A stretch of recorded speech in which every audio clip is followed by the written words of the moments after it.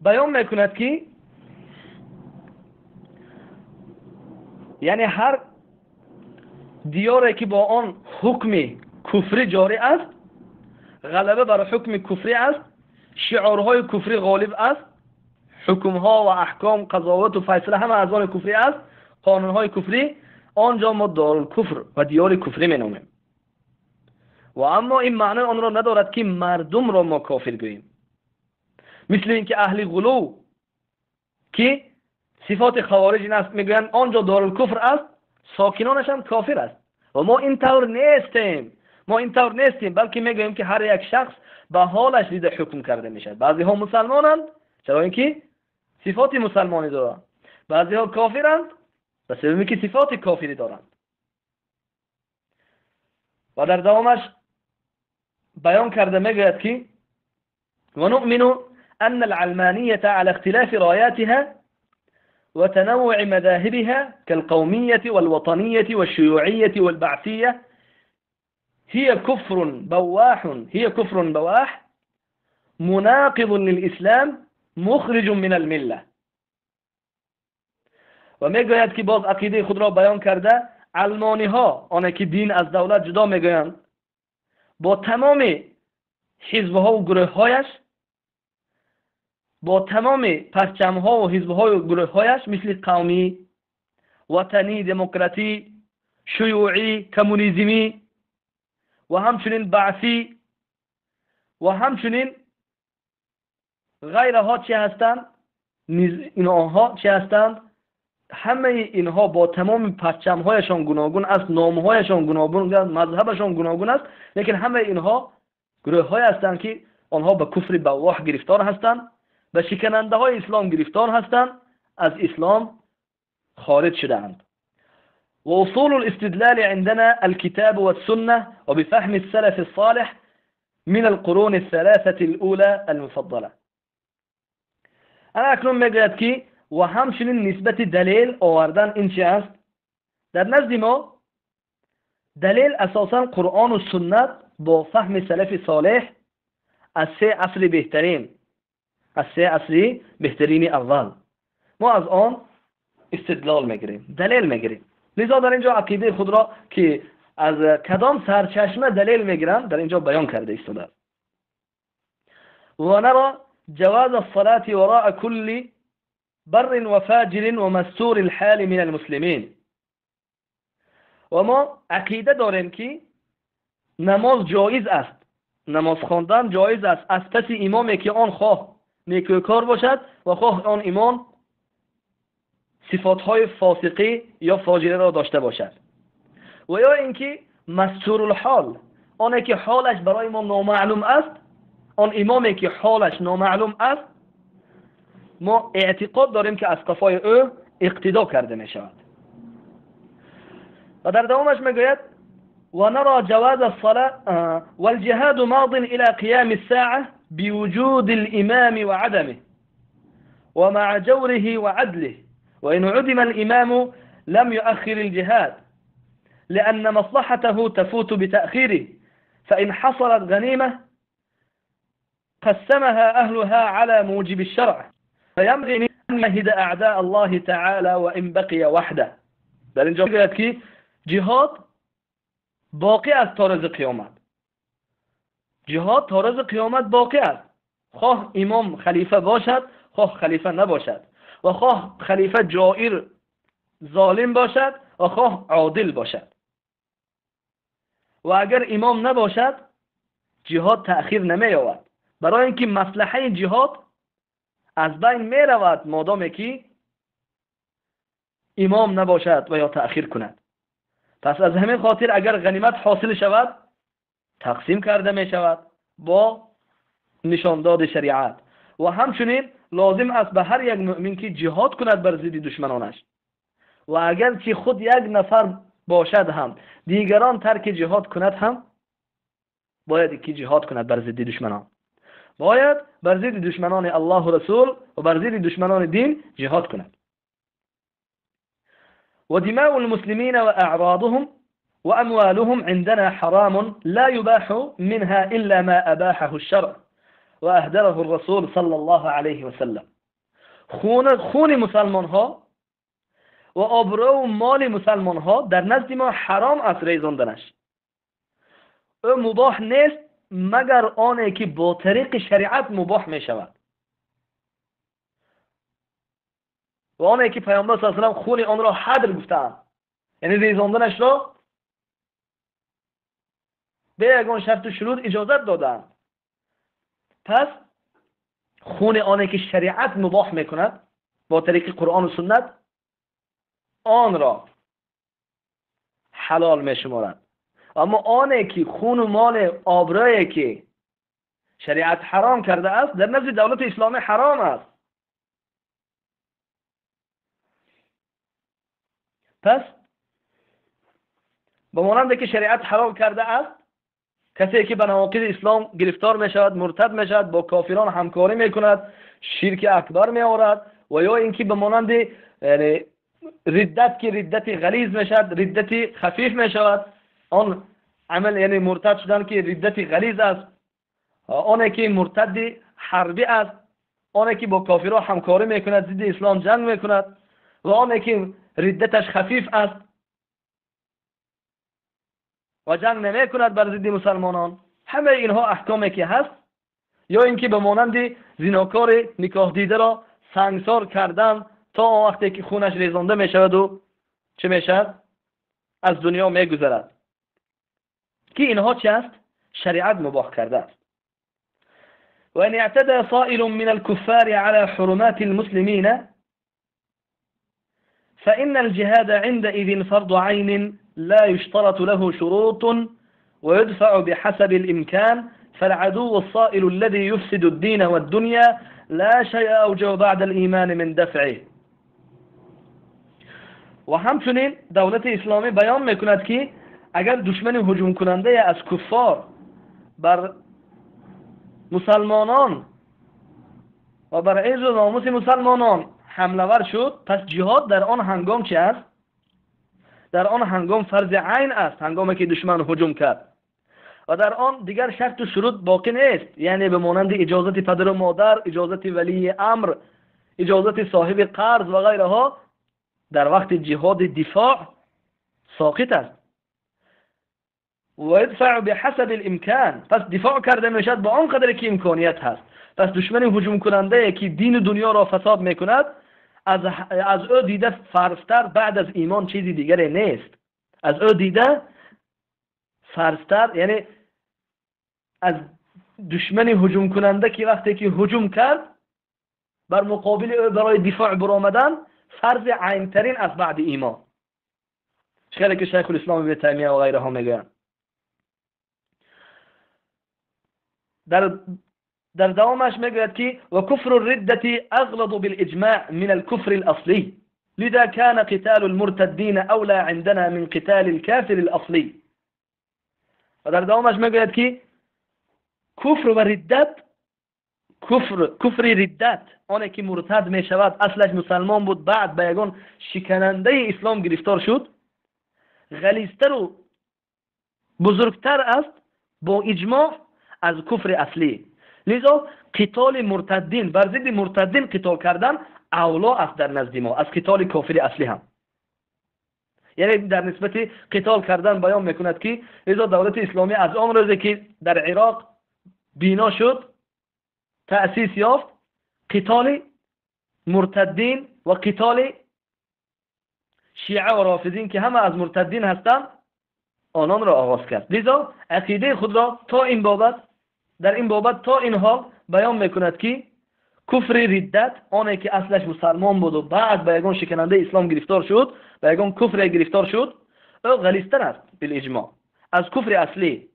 از همین جهت قتال مرتدین اولا است، آن مرتدینی که خاصتا با کفر مرتکب شدند و علاوه بر این حمله ور شدند بر ضد اسلام و مسلمین و با کافر همکار شدند بر ضد اسلام و مسلمین و جنگیدند.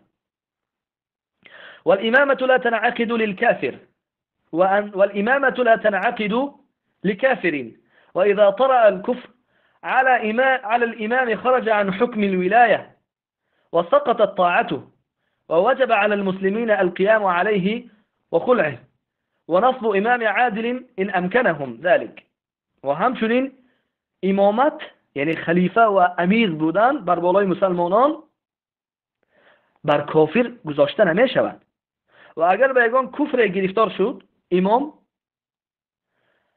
پس چی؟ از حکم امامتی خارج می شد. یعنی کدام امام، خلیفه و یا امیر مسلمان ها که هست، اون حاکم بر بالای مسلمان ها، اگر به کفر مرتکب شد او دیگر والی نیست، دیگر او را اطاعت نیست. چرا که در حدیث عباده بن صامت آمد که الا ان نرى کفرا بواحا، مگر در آن وقتی که کفر بواح را میبینیم دیگر اطاعت نیست. در آن وقت عندنا من الله فيه برهان، در از قرآن و سنت برای ما دلیل باشد که همون کفر بواح است، همون حاکم گرفتار شده است، همون امیر امام گرفتار شده است، تمام است دیگر. فرض است که بر مسلمانان بر ضد او قیام کنند و او را از آن منصب بگیرند. و در دوامش میگوید که و قیام الدین بقرآن یهدی و سیف ینصر فجهادنا يكون بالسيف والسنان وبالحجة والبيان. پس میگوید که برپا کردن دین این با قرآنه که او سبب هدایت مردم می شود با طریق دعوت و با طریق علم، و سیف ینصر و شمشیر است که او دین را نصرت می دهد. یعنی این طور نیست که فقط از لحاظ دعوت گرفته باشند دین را، و یا این طور هم نیست که از لحاظ فقط قتال گرفته باشند، جهاد گرفته باشند، بلکه هر دو را جمع کردن. میگویند که برپا کردن دین و برپا شدن دین این چه است؟ با قرآنی که سبب هدایت می شود و شمشیری که سبب نصرت می شود. پس چی؟ فجهادنا یکون بالسیف والسنان وبالحجة والبیان. پس جهاد ما با شمشیر و با حجت و با زبان و با بیان است. ومن دعا إلى غير الإسلام أو طعن في ديننا أو رفع السيف علينا فهو محارب لنا. در دوامش میگوید که کسی که دعوت کند به غیر دین اسلام، یا اینکه در دین ما طعن زند، یا اینکه شمشیر را بر ضد مسلمان ها بردارد، فهو محارب لنا، او محارب حساب میشد بر ضد ما. و از اینجا بیان میکند که کسی که غیر دین اسلام را دعوت کرد و طعنه زد در دین اسلام و شمشیر برداشت با همراهی کافر شده بر ضد مسلمان ها، او محارب است، او بر هدف مجاهدین است. وننبذ الفرقة والاختلاف وندعو إلى جمع الكلمة والائتلاف ونسعى لإقامة الخلافة الإسلامية كونها فرض كفاية على عموم المسلمين إن قامت بها طائفة سقطت عن الجميع. و در دوامش بیان کرده میگوید که و ما برای از بین بردن فرقه و تفریقه و اختلاف کوشش به خرج میبریم و دعوت میکنیم به سوی جمع کلمه و به سوی متحد شدن و برای یک پارچه شدن. و همچنین سعی و کوشش داریم برای قیام خلافت اسلامی که آن تأسیس دادنش فرض کفایه است بر عموم مسلمان ها. اگر بعضی از طایفه آن را تأسیس داد، خلافت اسلامی را، از جمیع مردم دیگر ساقط میشد گناه. پس از همین خاطر دولت اسلامی خلافت را اعلام کرد و گناه را از بالای ما و شما که عدم خلافت، نبودن خلافت، در حالی که با وجود اینکه لشکر دارد، مسلمان ها سلاح دارد و غیره ها، منطقه دارد، وقتی تأسیس ندادن این فرض کفایه را جمیعا و کلا ترک کردن همگان گناهگار می شود. لذا یک گروه، یک طایفه اجرا کرد، از دیگران گناه ساقط می شود. و نؤمن بأن السمع والطاعة واجبة لإمام المسلمين المبايع من أهل الحل والعقد، وأن الخروج عن طاعته حرام بلا خلاف، ومن خرج يدعى ثم يقاتل حتى يعود، فمن مات وليس في عنقه بيعة وليس في عنقه بيعة مات میتة جاهلیه. و عقیده خود را دولت اسلامی باز بیان کرده، میگوید که ایمان داریم به اینکه شنیدن و اطاعت کردن امام و خلیفه مسلمان ها واجب است، حتمی است. آن امام مسلمین را، آنی که بیعت کرده از اهل الحل والعقد، از علما و از قماندانان و از وجها و از پیشوایان سران قبیله و غیرها، از اهل همان منطقه دارالهجرت و آن منطقه که خاصتا در آنجا تأسیس خلافت اعلان می شود. و ان الخروج عن طاعته حرام بلا خلاف. و خارج شدن از طاعت امام، بیرون شدن از طاعت امام حرام است، گناه است بدون اختلاف. و کسی اگر بر ضد خلیفه مسلمان ها خارج شود، او را دعوت کرده می شود و بعد از آن دعوت را اگر نپذیرد، بر ضد او قتال کرده می شود حتی اینکه بازگردد. و این قتال البته قتال نیست که بر ضد آنان جنگ کرده شود و با اعتقاد اینکه آنها مرتد باشند، نه، بلکه چی است؟ برای اجتماع را عملی کردن.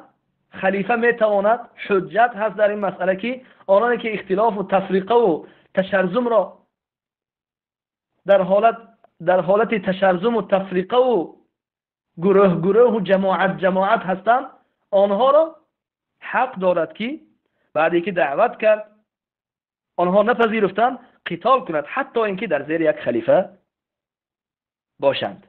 پس کسی که از دنیا درگذرد در حالی که بر ذمه خود بیعت ندارد از بیعت خلیفه، او با مرگ جاهلیت وفات کرده است.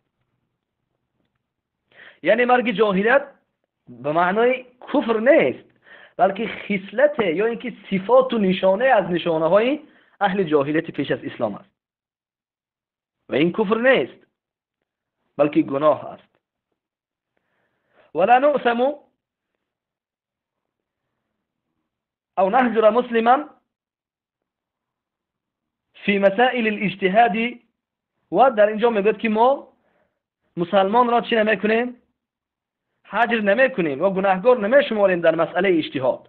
یعنی در مسئله های اجتهادی اگر کسی اجتهاد کند و اجتهادش برخلاف دولت اسلامی باشد، ما آن را چی نمیکنیم؟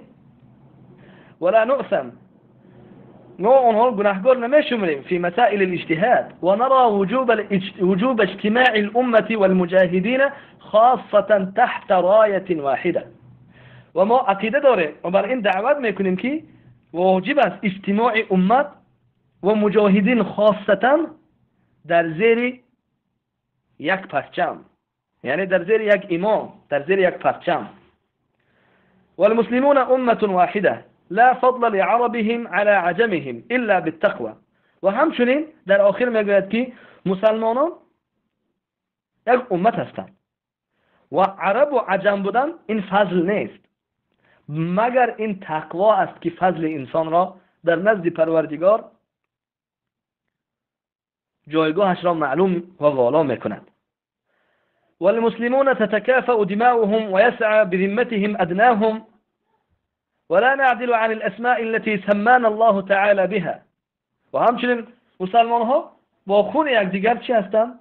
برای محافظت خون یکدیگر حرکت دارند و برای همچنین اگر یک خون از مسلمان ریزانده شود، برای انتقام از آن از طرف کافر، بر ضد کافر و بر ضد حمله ور همه یک جا میشوند و بر ذمه خود میگیرند. و همچنین روی نمیگردانیم از آن نامهایی که الله سبحانه و تعالی ما را نامیده است، مثل باب احکام، آن نامهایی که الله گذاشته است، مثل مؤمن و مسلم و محسن، مخلص، متقی و غیرها از دیگر نامها و همچنین عکسش. و نوالی اولیاء الله تعالی وننصرهم ونعادي أعداء الله تعالى ونبغضهم ونخلع ونبرأ ونكفر بكل ملة ونكفر بكل ملة غير ملة الإسلام سالكين في ذلك طريق الكتاب والسنة مجانبين سبل البدعة والضلالة. و در دوامش میگوید در آخرش که ما با مؤمن دوست هستیم و نصرت میدهیم و با کافر دشمن هستیم، با دشمنان الله و رسول و بعد میبینیم آنها را و بیزار هستیم و کافر میشویم با آن ملتی که غیر ملتی اسلام است، یعنی انکار میکنیم و در این راه قرآن و سنت را پیش میگیریم و راه بدعت و اهل بدعت و ضلالت را از خود دور میکنیم. پس این است یک چند نقطه هایی که دولت اسلامی در آن عقیده خود را بر عالم القا میکند و شناس میکند تا اینکه مردم بدانند که این است عقیده دولت اسلامی، این است عقیده دولت اسلامی و بر این عقیده اشان حجت هم دارند و هر یک شخص قادر توانا اگر باشد این عقیده دولت اسلامی را وقتی میخواند یا گوش میکند، پس عقیده اهل سنت را جستجو کند یا عقیده اهل سنت را اگر داند مقایسه کند. پس وقتی که مقایسه کرد خود قضاوت کند که آیا دولت اسلامی اهل سنت و در عقیده اهل سنت و در منهج اهل سنت هست و یا نه. آنه که عقیده خود را، آن دولتی که عقیده خود را بیان کرد. این است حصه اولین درس ما که این چه است؟ عقیده دولت اسلامی و منهج دولت اسلامی. در این بابت چخیره که تا این دم برای شما عزیزان بیان کرده شد و انشاءالله اگر فرصت برای ما باقی باشد انشاءالله ادامه درس را هم که صفات خوارج است، اولا از خوارج برای شناسایی پیدا کردن خوارج را با صفتهایش و با نامهایش و با اصولش بیان میکنیم و بعدا در درسهای آینده تک تک صفات خوارج را که حصه آخران درس ما است با دولت اسلامی یک تا به یک تا بعدا مقایسه بر واقع خواهیم کرد.